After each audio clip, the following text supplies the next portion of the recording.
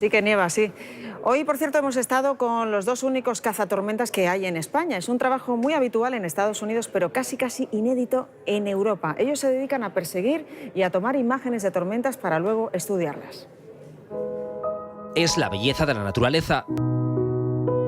Cada rayo dura entre 3 y 5 décimas de segundo. Son imperceptibles para el ojo humano, pero no para la cámara de los cazatormentas. Una cámara de vídeo que graba hasta 7000 frames por segundo. Tony y Joan son desde hace un año los únicos cazatormentas profesionales españoles. Hay solo 6 en Europa. Primero estudian dónde van a caer los rayos y desde dónde se observarán mejor. Pero sí que va a haber buena visibilidad. Buscamos sitios sin árboles, sitios altos, sitios donde creemos que va a haber convergencia de vientos. Hay un tramo de tiempo muy pequeño entre que está suficientemente cerca y no llueve, en el que podemos llevar a cabo las tomas. Graban antes de que se moje el equipo y les atrape la tormenta.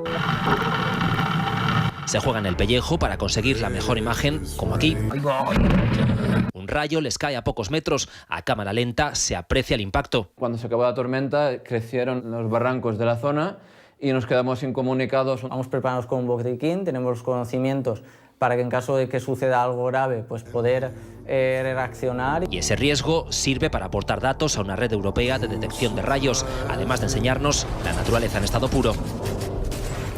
Comienza